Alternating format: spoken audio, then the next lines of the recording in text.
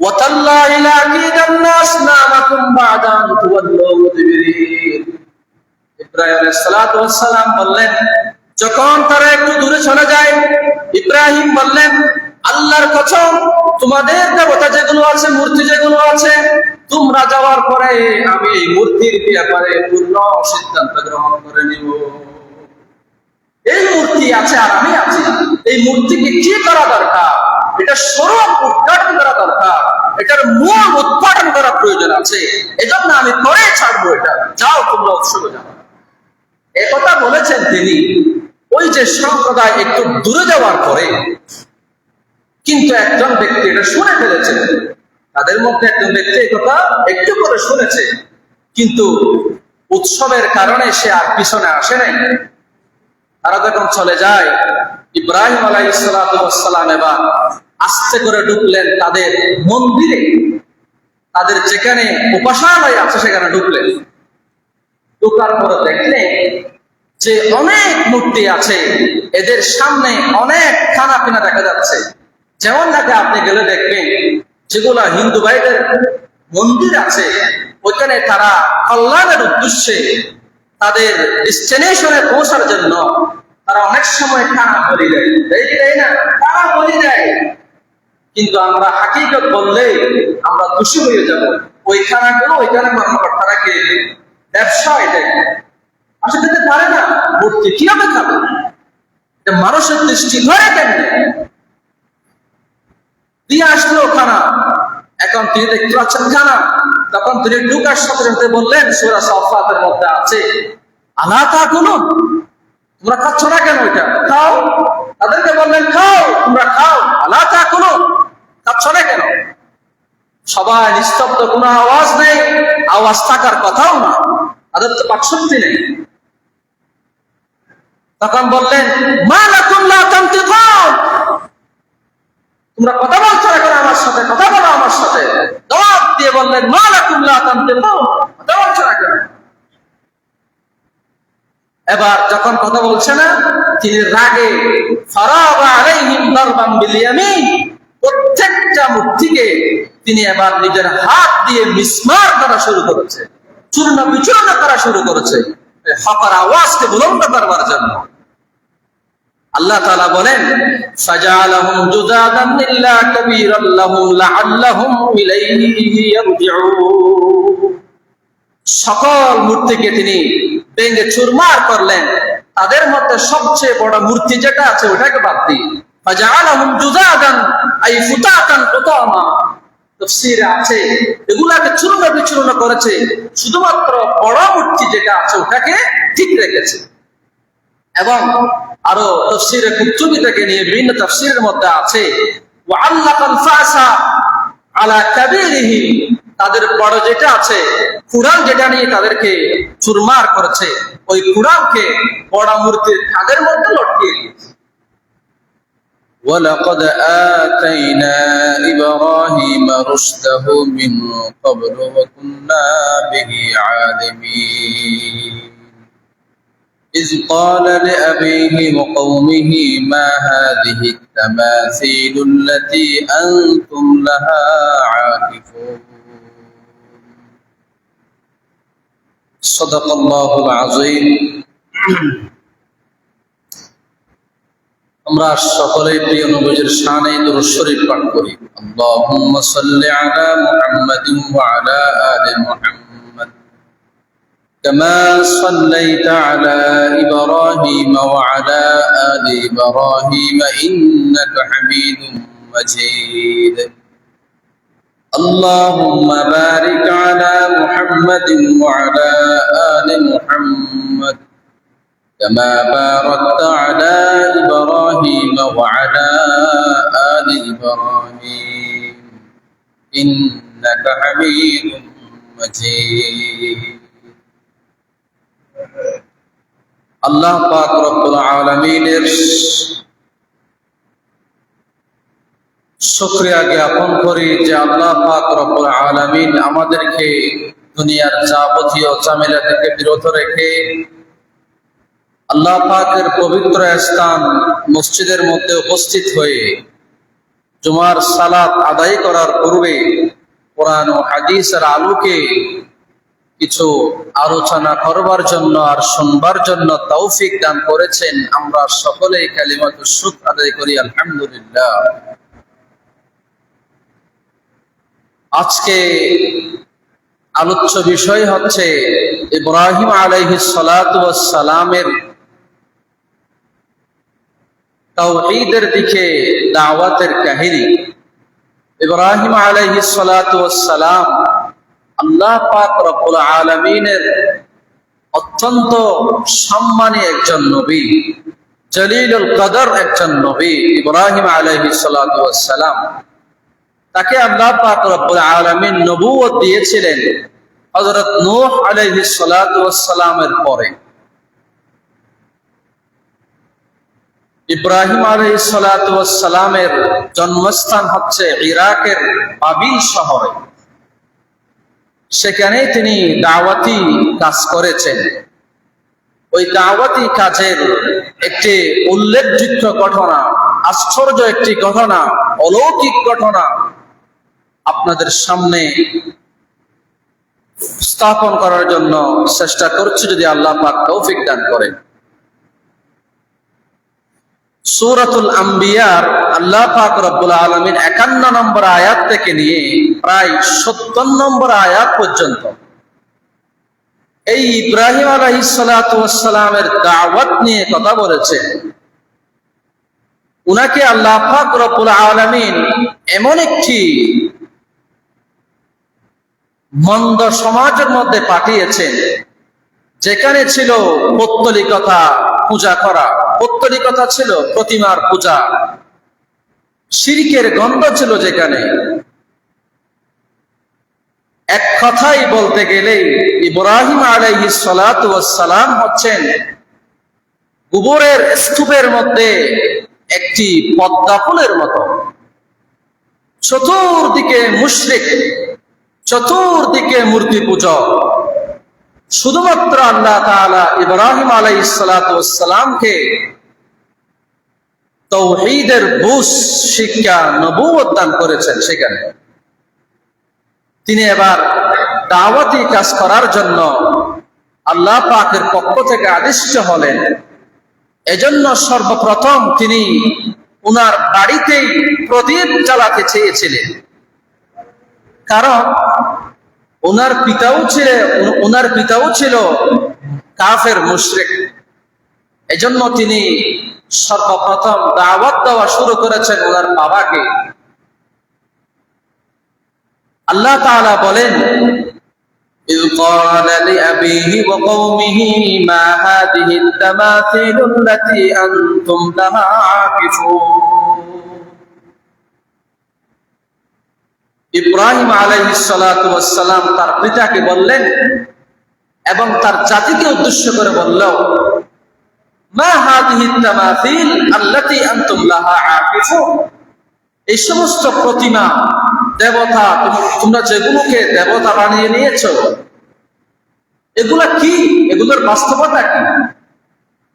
যার কাছে তোমরা যাও, যার সুহবত হাসিল করো, যার কাছে গিয়ে তোমরা পূজা করো, এগুলোর বাস্তবতা কি?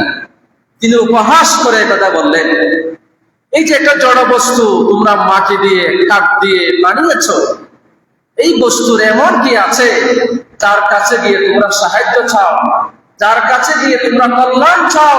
কি আছে তাদের কাছে? প্রশ্ন করলেন তিনি। তাদের কাছে উল্লেখযোগ্য কোনো জবাব ছিল না। আচ্ছা বলুন তো, ওই যে কাঠের মূর্তি অথবা মাটির মূর্তি, এগুলার কোন শক্তি কি আছে? এগুলাকে স্রষ্টা না সৃষ্টি? বলেন না, এগুলো সৃষ্টি না স্রষ্টা?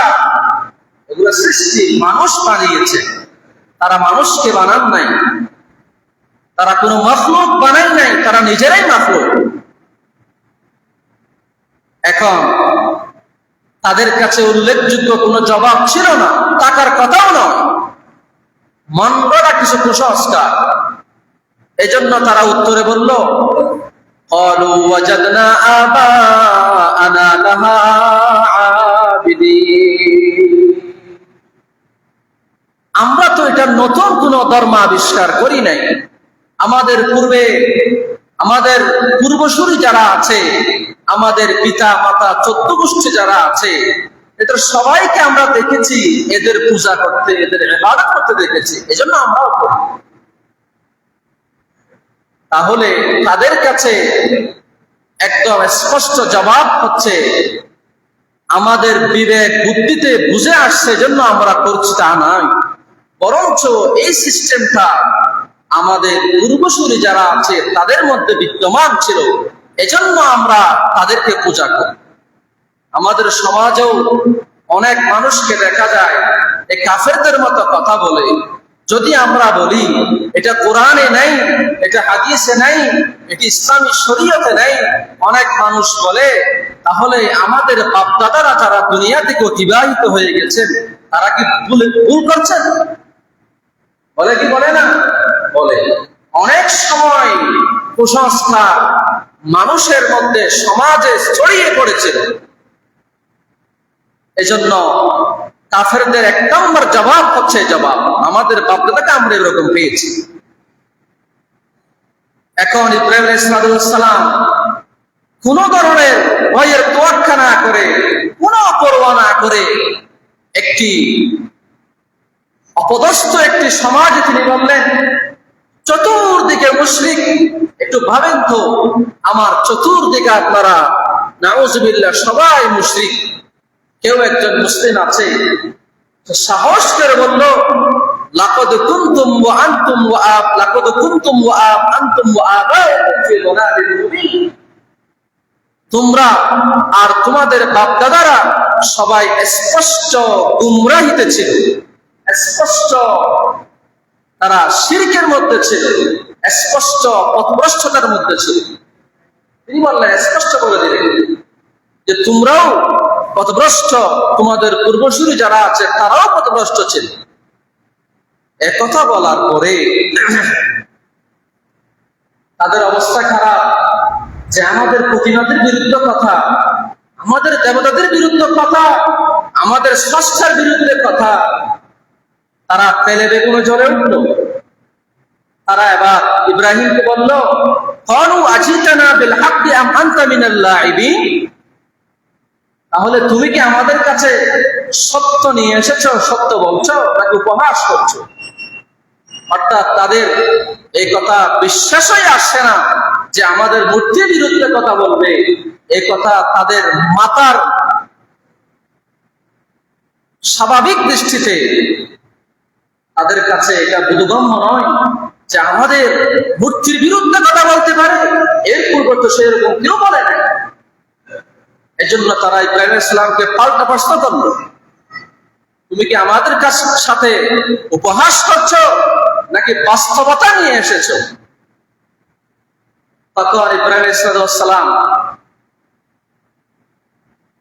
পূর্ণ সাহস নিয়ে বললেন, ক্বালা ফার রাব্বুকুম রাব্বুস সামাওয়াতি ওয়াল আরদ আল্লাযী ফাতারাহুন্না ওয়া আনা আলা যালিকুম মিনাশ শাহিদিন। তিনি বললেন, তোমাদের প্রভু আর যত কিছু দুনিয়ার মধ্যে আছে সবার প্রভু হচ্ছেন একমাত্র আল্লাহ, যিনি তোমাদেরকে তাদেরকে সবাইকে সৃষ্টি করেছেন। সুবহানাল্লাহ।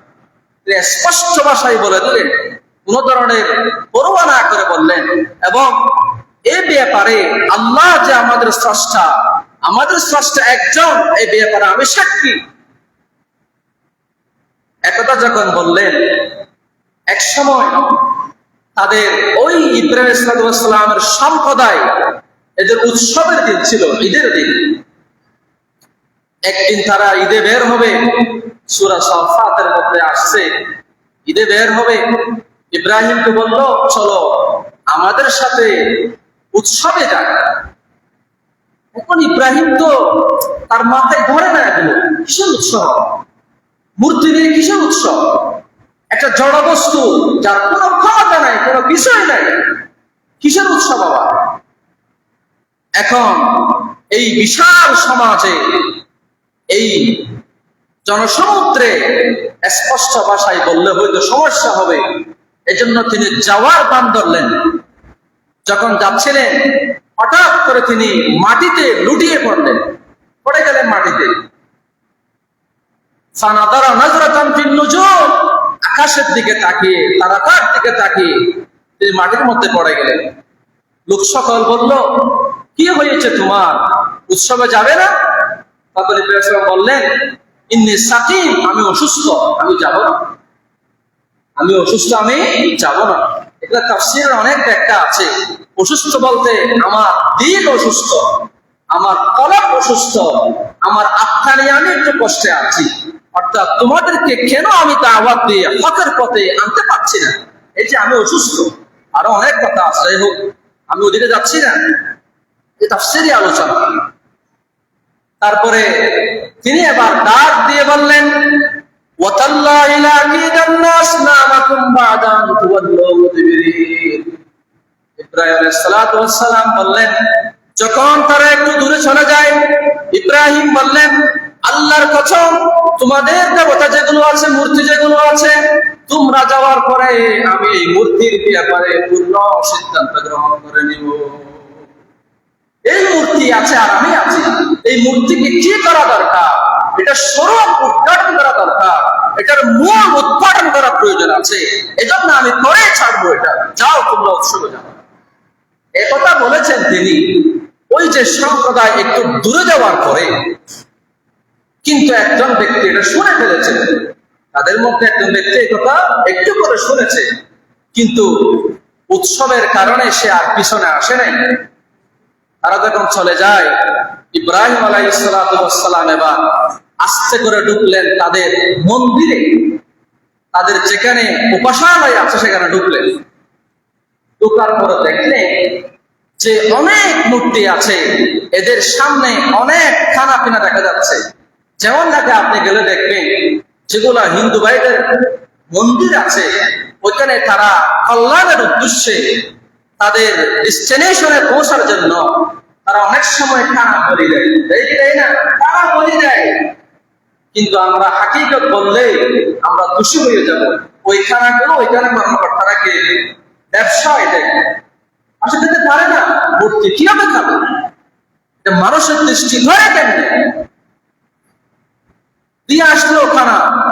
এখন তিনি দেখতে পাচ্ছেন খানা, তখন তিনি ঢুকার সাথে সাথে বললেন, সূরা সাফফাতের মধ্যে আছে, আলা তাকুলুন, তোমরা খাচ্ছ না কেন, এটা খাও। তাদেরকে বললেন, খাও, তোমরা খাও, আলা তাকুলুন, খাচ্ছ না কেন? সবাই নিস্তব্ধ, কোনো আওয়াজ নেই, আওয়াজ থাকার কথাও না, তাদের তো বাকশক্তি নেই। তখন বললেন, মা লাকুম লা তানতিকুন, তোমরা কথা বলছো না কেন আমার সাথে, কথা বলো আমার সাথে। জবাব দিয়ে বললেন, মা লাকুম লা তানতিকুন, কথা বলছো না কেন? এবার যখন কথা বলছে না, তিনি রাগে ফারাগা আলাইহিম দারবান বিল ইয়ামিন, প্রত্যেকটা মূর্তিকে তিনি এবার নিজের হাত দিয়ে মিসমার করা শুরু করেছে, চূর্ণ বিচূর্ণ করা শুরু করেছে, হকার আওয়াজকে বুলন্দ করবার জন্য। আল্লাহ তাআলা বলেন, ফাজআলাহুম জুদাদান ইল্লা কাবীরান লাহুম লাআল্লাহুম ইলাইহি ইয়ারজিউন। সকল মূর্তিকে তিনি ভেঙে চুরমার করলেন, তাদের মধ্যে সবচেয়ে বড় মূর্তি যেটা আছে ওটাকে বাদ দিয়ে ফাজআলাহুম জুদাদান আই ফুতাতান কুতামা। তাফসীরে আছে এগুলাকে চূর্ণ বিচূর্ণ করেছে, শুধুমাত্র বড় মূর্তি যেটা আছে ওটাকে ঠিক রেখেছে।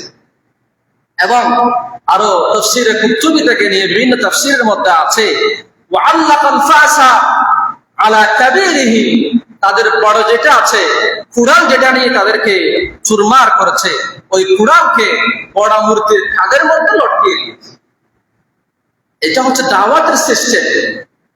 যখন তারা আসবে তাদেরকে বিভিন্ন সিস্টেমে যে তাদের অক্ষমতা প্রকাশ করবে, তোমরা যাদেরকে মাহবুদ বানিয়ে নিত এদের কোনো কি নাই, বাস্তবতা নাই, এদের কোনো শক্তি নাই, এটা বোঝার জন্য তিনি এই সিস্টেমটা, দাওয়াতের সিস্টেমটা তিনি তাদের কাছে উপস্থাপন করেছেন, প্রয়োগ করেছেন।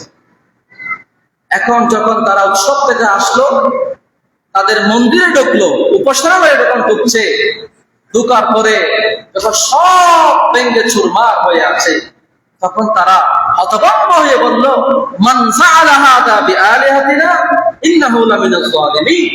আমাদের প্রতিমাদের সাথে, আমাদের দেবতাদের সাথে এগুলো কে করেছে? অবশ্যই সে ঘুর জালেম, অবশ্যই সে অনেক বড় জালেম, অনেক বড় জুলুমকারী, অন্যায়কারী। তারা কথোপকথন শুরু করেছে। এখন তাদের মধ্যে কেউ কেউ বলল যে قالوا سمعنا فتى يذكرهم يقال له إبراهيم। শোনো শোনো শোনো, আমি যখন যাচ্ছিলাম, আমরা উৎসবে যাওয়ার সময় একজন লোককে বলতে শুনেছি যে আমাদের প্রতিবাদের বিরুদ্ধে, আমাদের মাবুদের বিরুদ্ধে কথা বলছে, আমি শুনছি। ওই যে বলছিলাম একজন ব্যক্তি শুনেছিল, আমরা শুনতে পেয়েছি যাকে ইব্রাহিম বলে ডাকা হয়, আজরের সন্তান। এখন মামলা মোকদ্দমা নিয়ে তারা উপস্থিত হবে সামনে। এবার তাদের লিডার ছিল নমরুদ, ইরাকের বাবিল শহরে।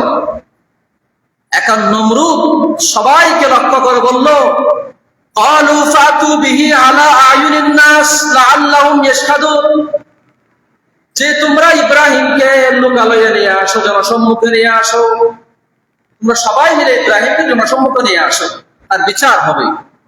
এবং লাআল্লাহুম ইয়াশহাদুন, জনসম্মুখে আনার উদ্দেশ্য হচ্ছে এই যে সবাই যেন তার ঘটনা থেকে শিক্ষা হাসিল করে। ইব্রাহিম তো আরো মনে মনে খুশি যে আজকে হয়েছে, সকল মানুষকে একত্রিত পাবো, আজকেই আমি ওই সমস্ত মূর্তির হাকিকত, বাস্তবতা প্রকাশ করব তাদের সামনে। এখন তিনি একদম সৎ সাহস নিয়ে তিনি জনসম্মুখে উপস্থিত হলেন।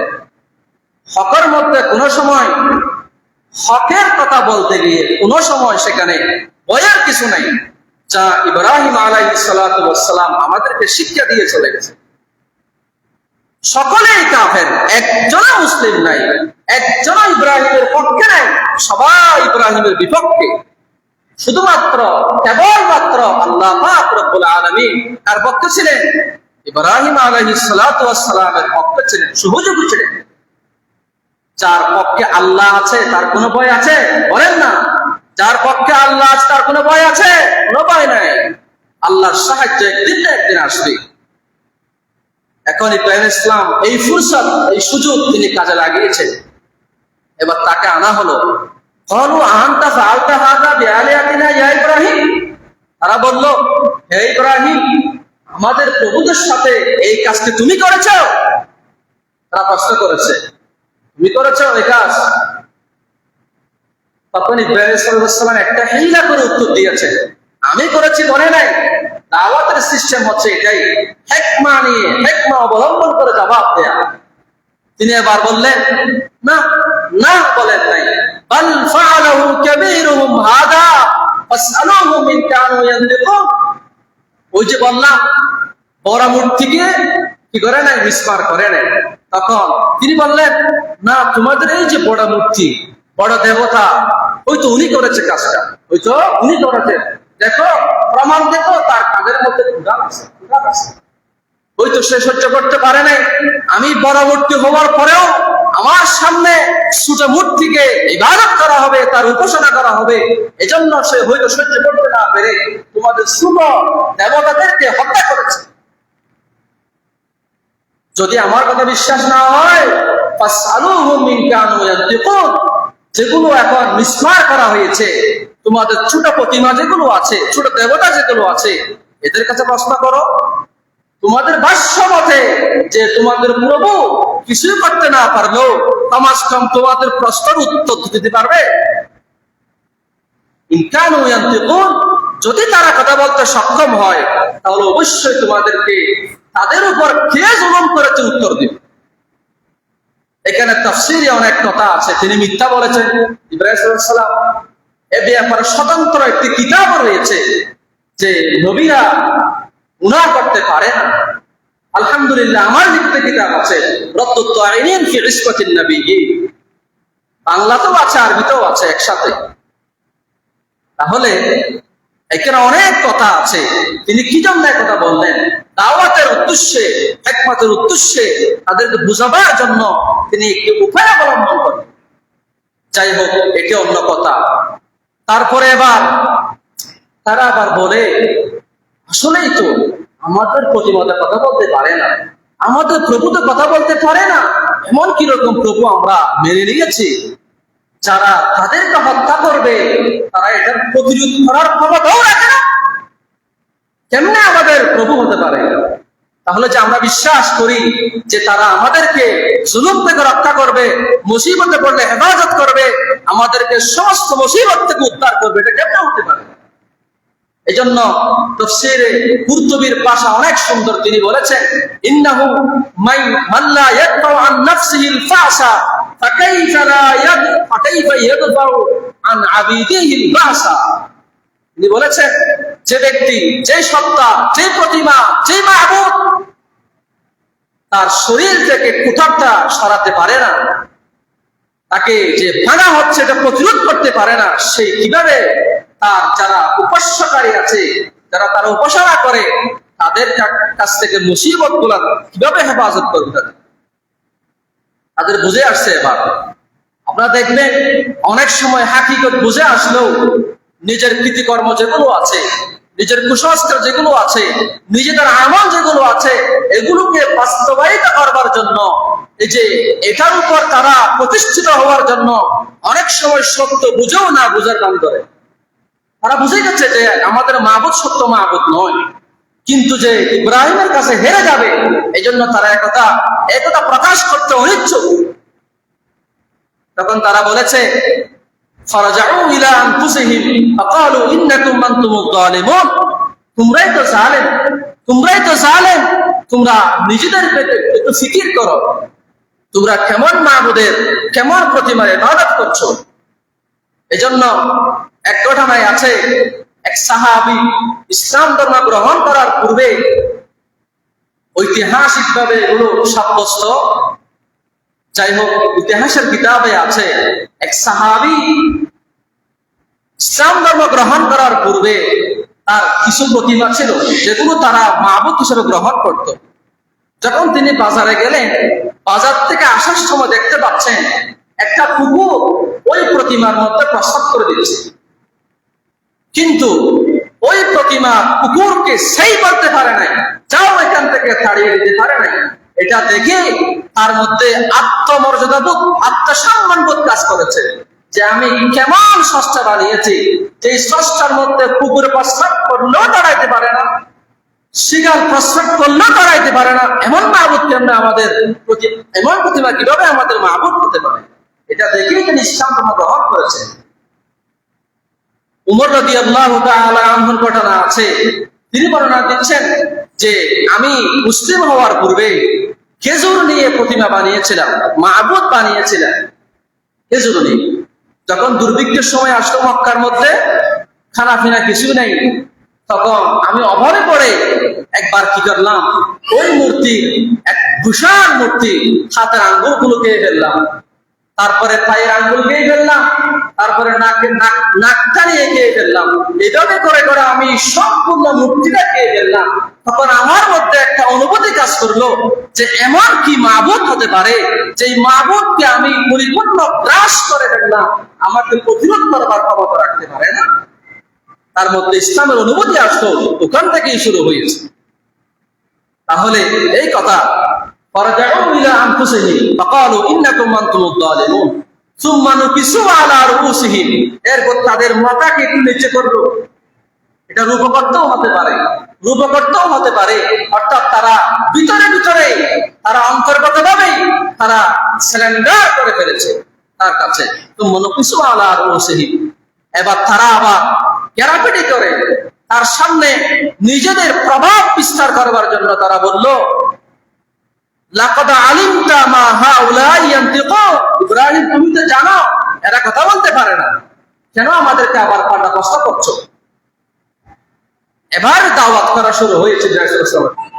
তখন তিনি বললেন, ক্বালা ফাতাবুদুনা মিন দুনিল্লাহি মা লা ইয়ানফাউকুম শাইয়্যান ওয়া লা ইয়াদুররুকুম উফিল লাকুম ওয়া লিমা তা'বুদুনা মিন দুনিল্লাহ। এবার ইব্রাহিম বললেন, আফাতাবুদুনা মিন দুনিল্লাহ, তোমরা আল্লাহকে বাদ দিয়ে এমন কিছু প্রতিমাকে পূজা করা শুরু করেছো, মা লা ইয়াদুররুকুম ওয়া লা ইয়ানফাউকুম, যা তোমাদের প্রতি সাধন করতে পারে না, তোমাদের লাভ করতে পারে না। তোমাদের উপকারও আসে না, অপকারও আসে না, এমন প্রতিবাদের তোমরা ইবাদত করছো। সবাইকে সামনে নিয়ে, এক সমুদ্র মানুষ তার সামনে, সবাইকে বললেন একটা ডিবেটের মতো, যে বাহাসের মতো।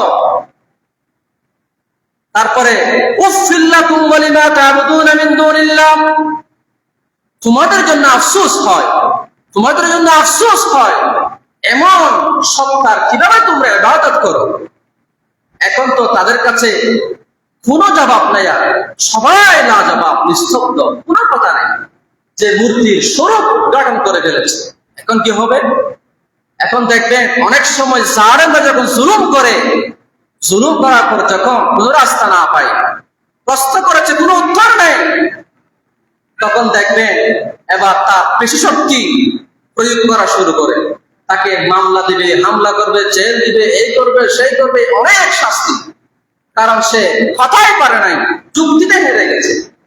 তখন তার যে আধিপত্য বিস্তার করা শুরু করে, তারাও একই কাজ করেছে, তারাও একই কাজ করেছে। এরপর তারা আগুন, তাকে শাস্তি দেবার জন্য আগুন জ্বালাবে। এখান থেকে ইনশাআল্লাহ আগামী সপ্তাহে হবে অনেক কথা আছে। আল্লাহ পাক রব্বুল আলামিন আমাদেরকে একত্ববাদের উপর, আল্লাহ পাকের উপর পরিপূর্ণ বিশ্বাস রেখে ইব্রাহিম আলাইহিস সালাতু ওয়াস সালামের মতো সমাজের মধ্যে ভূমিকা রেখেই আমাদেরকে আমৃত্যু জীবন যাপন করার তৌফিক দান করুন। ওয়া আখিরু দাওয়ানা আলহামদুলিল্লাহ।